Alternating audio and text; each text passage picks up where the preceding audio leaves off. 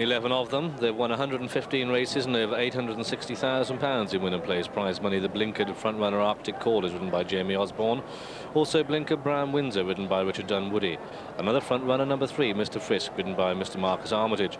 Number 4, Espy, Graham Bradley. 5 is Rowlandson's Jewels, ridden by Adrian Maguire. 6, The Legate, Robert Bellamy. 7, Topsham Bay, Hywell Davies. 8, Stay on Tracks, Chris Grant.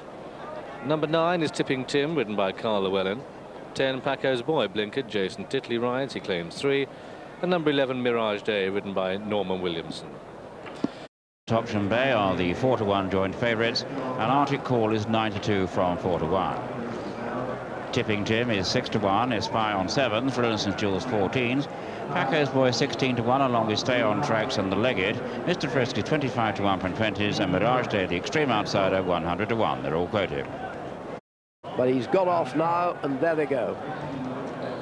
For the 36th running of the Whitbread Gold Cup, and they come down towards the first, and we've got The Legate, just the early leader, Arctic Call and Brown Windsor and Topsham Bay all in the air together. Fine sight that, they're all over the first. And it's still this line of 4 joined by Mr. Frisk now, so we'll have 5 in line. What a fine sight in the Sandown sunshine. From left to right, Arctic Call, Brown Windsor, Topsham Bay and The Legate, and on the outside, Mr. Frisk. Gap of 3 lengths then, and all the others are in the air together. Followed then Stay on Tracks and Paco's Boy and Tipping Tim and Mirage Day. But that's the leading group there, and The Legate just taking on Arctic Call with Mr. Frisk on the outside. Back length to Brown Windsor in 4, and then comes Topsham Bay in 5, followed by Stay on Tracks, and behind Stay on Tracks is Rowlandson's Jewels, and then Paco's Boy with Tipping Tim on the inside of him, and Mirage Day, one of the back markers. But they've got a long way to go. They've jumped 2, and away they go towards fence number 3. And it's downhill to the 3rd now, and it's Arctic Call who's come through on the inside of The Legate, a length and a half back to Brown Windsor and Mr. Frisk, who isn't dominating today. A gap of 2 to Stay on Tracks and Topsham Bay and Tipping Tim and Paco's Boy, and then Rowlandson's Jewels and Mirage Day, and Espy is the back marker. And what a magnificent leap there by the leaders, and it's The Legate just at the head of affairs. Arctic Call the inside, and then Mr. Frisk and Brown Windsor and the grey Stay on Tracks. And so they level up down the back stretch where they've got 7 to jump. The first 2 plain, then a ditch, then the water jump, and The Legate comes to it, a fine leap. Mr. Frisk really took off there and shares the lead. A length and a half back to Arctic Call, a half to Brown Windsor, who takes that fence in 4th, followed by Stay on Tracks, a gap of 2 to Topsham Bay, and then comes Paco's Boy as they come to the next ditch, and the field stream over it. Espy is just a little bit remote, heading now towards the water jump, and they come towards the end of the first mile. The Legate leading by a length.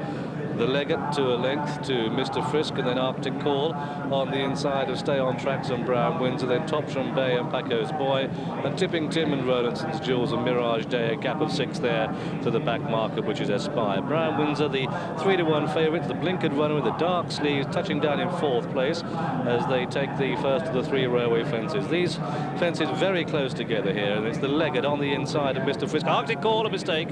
He makes a mistake, and Mirage Day goes to the top of it as well. The birds fly there.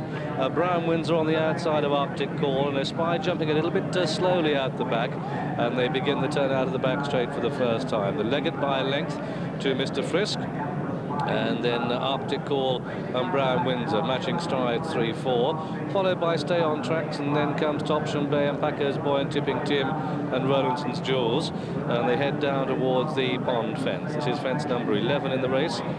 And as they come down to it, it's The Legate and Robert Bellamy on the inside of Mr. Frisk, winner of this race a couple of years ago. Arctic Call on the inside, then Brown Windsor.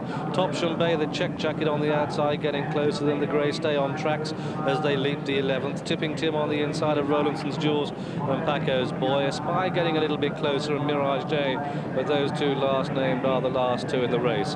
They've completed a lap. This is fence number 12 now, and coming to it, it's The Legate leading from Mr. Frisk. The Legate and Mr. Frisk, Arctic Call the inside, Topsham Bay and Brown Windsor and Tipping Tim, the horse with a white face on the inside as they come to the 13th. This is the ditch.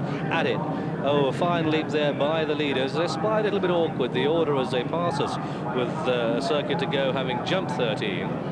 is that the Leggett leads from Mr. Frisk in second and Arctic Call and Topsham Bay and Brown Windsor and Rowlandson's Jewels and Tipping Tim, and Stay on Tracks and Packer's Boy and Espy some 8 to 10 lengths off the leader, and then Mirage Day and John Oaksey, John Frankham all to play for. Arctic Call has made a couple of mistakes. He usually makes a really bad one. So far he's made only minor mistakes. He's going well at this stage. The other one, who I thought was going to be in a sulk, was Espy, but he's still last, but he's close enough. He needs to come from behind. He needs to come very late indeed. So it's entirely possible that Graham Bradley, for him, things may be going to, according to plan on Espy, but Brown Windsor's still banging it too. All over the 14th, and any of them could win at this stage, with the Leggett leading from Mr. Frisk and Arctic Call and Brown Windsor and Topsham Bay, and Rowlandson's Jewels is getting closer on the inside. Mirage Day, Stay on Tracks, Packer's Boy, Tipping Tim, some of the back markers, but you wouldn't want to rule them out as they go to the 10th from home. They'll change amongst the leaders there, and it's the Leggett by length to Mr. Frisk and Arctic Call, and then Rowlandson's Jewels, and oh, the Leggett makes a mistake there. It's the Leggett joined now on the outside by Mr. Frisk. Rowlandson's Jewels, who runs big races at Sandown, the white colours on the inside. Brown Windsor made a mistake there and drops right away. It's the Leggett, the leading four. The Leggett, Rowlandson's Jewels, Mr. Frisk and Arctic Call. A gap of 2 to Tipping Tim on the inside of Topsham Bay.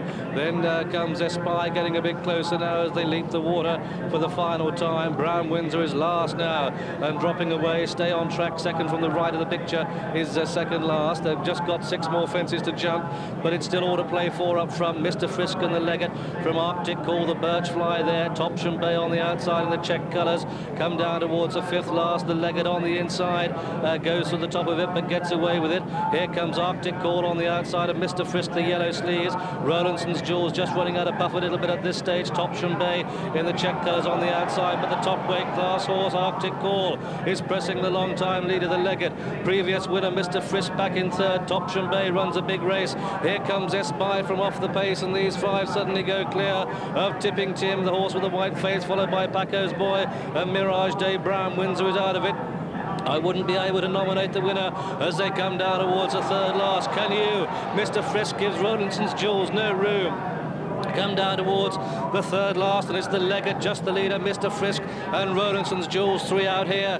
The Leggett, Rowlandson's Jewels coming back into the contention, and Mr. Frisk goes with a run there too. But it's the Leggett in the lead, repelling Raiders, Arctic Call and Topsham Bay and Rowlandson's Jewels, and then Mr. Frisk and Espy as they come down towards the 2nd last. The Leggett through the top of it again. Arctic Call on the right in the blue colours. Between the two is Rowlandson's Jewels, and then Topsham Bay in the check colours. We're going to have a wall of 4 as they come down towards the final fence, and it's Arctic Call wide. Arctic Call comes to take it and share the lead with Topsham Bay. The Leggett on the far side, and then Rowlandson's Jewels. They're tired horses here, and they're all over the shop as they race up towards the line. But Topsham Bay and the Leggett split by the width of the track, but it's Topsham Bay who drives to the line, and Topsham Bay lifts the Whitbread from Arctic Call and the Leggett, and then came Rowlandson's Jewels, followed home by Packer's Boy and Stay on Tracks, and then came Mr. Frisk, and behind Mr. Frisk was Mirage Day, and then Tipping Tim. Brown Windsor all but pulled up on the run-in. Espy certainly did. He'll be walking home, and so a 3rd win in the race in these colours, successful in 1968 and 69 on with Larbourne, for these are the colours owned now by Mr. Marcus Marsh, the owner of Topsham Bay, the 92 winner of this 36th running of the Whitbread Gold Cup. But this won Topsham Bay, trained at Kingsbridge by David Barons, ridden by Hywell Davies, and so this Topsham Bay has certainly lifted the spirits of the Kingsbridge team, who've had a rather rum season really, but Topsham Bay, an improving horse at the right time of the year. Hywell Davies rode it, but there was drama all the way. First number 7, Topsham Bay at 92. Second number 1, Arctic Call, 92 again. And third number 6, the Leggett, returned at 20 to 1. Number 2, Brown Windsor, was the 3 to 1 favourite. The two paid £4.80 the win. The places £2.10, £2.20 and £5.80. The dual forecast came to £11.30. The completed straight forecast to £22.77, and the tricast to £328.55 and 11 rounds.